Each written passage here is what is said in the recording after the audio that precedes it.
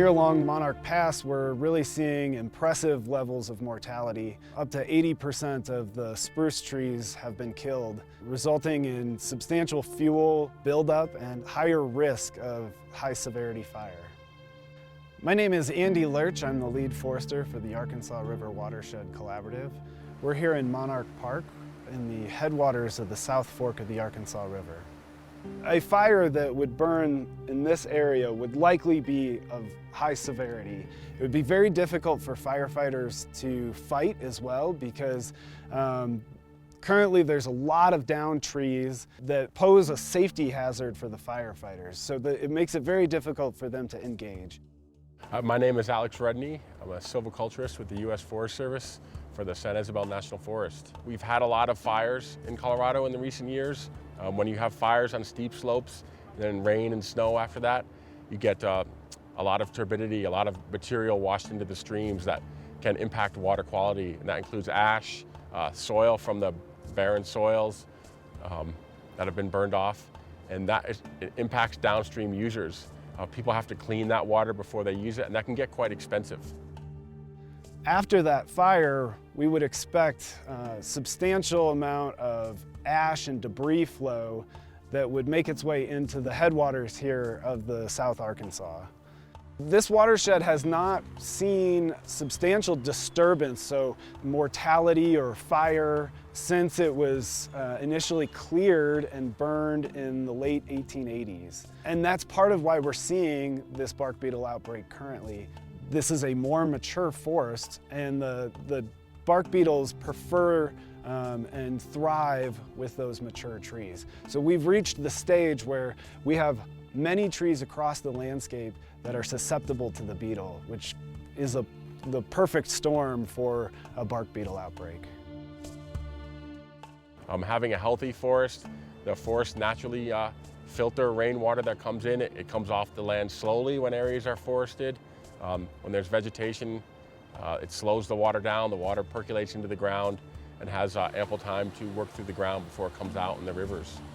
Also helping to kind of hold back some of those flooding events that we have after wildfires when we get heavy rains. One of the unique aspects of this project is the focus on watershed health and water quality. And so the most essential part of this project is making sure that we maintain the health of the South Fork of the Arkansas River. And so we're doing this forestry work to ensure that high severity fire does not cause impacts to our water. And that's somewhat unique compared to most projects specifically focus on the forest health or the forest products, and this is focused on the whole system. We're also utilizing a relatively new harvesting technique, which is called cut-to-length forestry. And to do this, we're using, it uses two different pieces of equipment, one called a harvester, one called a forwarder. And what that does is it harvests at and processes the logs at the stump. Steep slope cut-to-length logging is two pieces of machinery. Very high tech with very low ground pressure for such large machines. They can be tethered and use tracks that also allow them to move up and down and reduce impacts and traverse on very steep slopes. It also has the forwarder that brings the logs out of the forest, has the ability to put the logs on a carriage. Traditionally, logs are dragged through the forest, causing damage to the soil. So we're doing this in a method that really is copacetic with our watershed health goals. It's logging, but it's logging in a way that has the least amount of impact that we possibly can. This project's going to be great for the community in a lot of different areas, and I'm happy that Upper Ark decided to be able to be a part of it for the water aspect, for the timber aspect, and just so the forest can grow back and become healthy again. Yeah, I'm really excited to see the project in action and for it to be a good pilot project so that if this works great here, then we'll be able to use it in other communities all throughout Colorado that are going to need the same type of technology. A total team, by the time we get a log truck involved and operator pickups and all the support staff, we're well over $2 million per team by the time we get there to that point. The work is being done by Miller Timber Services out of Oregon. They are a leader in steep slope cut to length technology.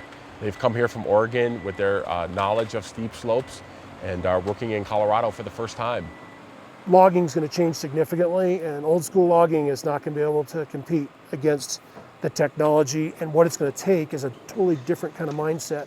The other thing I think you're going to see in the next couple of years is these machines will become hybrid in terms of their operations. Some functions on these are going to become electric and some functions will be hydraulic.